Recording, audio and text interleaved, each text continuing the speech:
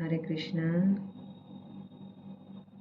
व्यास जी, इस प्रकार भगवान की कृपा से मेरा हृदय शुद्ध हो गया, आसक्ति मिट गई और मैं श्री कृष्ण परायण हो गया। कुछ समय बाद जैसे एकाएक बिजली कौंध जाती है, वैसे ही अपने समय पर मेरी मृत्यु आ गई। मुझे शुद्ध भगवत पार्षद शरीर प्राप्त होने का अवसर आने पर प्रारब्ध कर्म समाप्त हो जाने के कारण 5 भौतिक शरीर नष्ट हो गया। कल्प के अंत में जिस समय भगवान नारायण एकार्णव प्रलयकालीन समुद्र के जल में शयन करते हैं, उस समय उनके हृदय में शयन करने की इच्छा से इस सारी सृष्टि को समेटकर ब्रह्मा जी जब प्रवेश करने लगे, तब उनके श्वास के साथ मैं भी उनके हृदय में प्रवेश कर गया।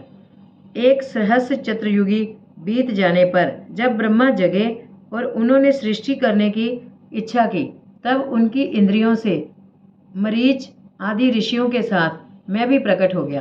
तभी से मैं भगवान की कृपा से वैकुंठ आदि में और तीनों लोकों में बाहर और भीतर बिना रोक टोक के विचरण किया करता हूँ। मेरे जीवन का व्रत भगवजन अखंड रूप से चलता रहता है। भगवान की दी हुई इस स्वर ब्रह्म से विभूषित वीणा पर तान छेड़कर मैं उनकी लीलाओं का गान करता हुआ सारे संसार में विचरता हूँ।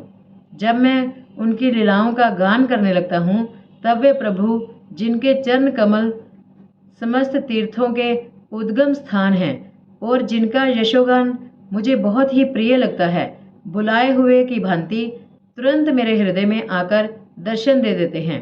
जिन लोगों का चित्त निरंतर विषय भोगों की कामना से आतुर हो रहा है, उनके लिए भगवान की लीलाओं का कीर्तन संसार सागर से पार जाने का जहाज है। ये मेरा अपना अनुभव है। काम और लोभ की चोट से बार बार घायल हुआ हृदय श्री कृष्ण सेवा से जैसी प्रत्यक्ष शांति का अनुभव करता है, यम नियम आदि योग मार्गों से वैसी शांति नहीं मिल सकती। व्यास जी, आप निष्पाप हैं। आपने मुझसे जो कुछ पूछा था, वह सब अपने जन्म और साधन का रहस्य तथा आपकी आत्मतुष्टि का उपाय मैंने बतला दिया। श्री सूत जी कहते हैं, शौनक आदि ऋषियों देवर्षि नारद ने व्यास जी से इस प्रकार कहकर जाने की अनुमति ली और वीणा बजाते हुए स्वच्छंद विचरण करने के लिए वे चल पड़े। आहा, ये देवर्षि नारद धन्य है, क्योंकि ये शार्ंग पानी भगवान की कीर्ति को अपनी वीणा पर गा गा कर स्वयं तो आनंद मगन होते ही हैं, साथ साथ इस त्रितप जगत को भी आनंदित करते हैं।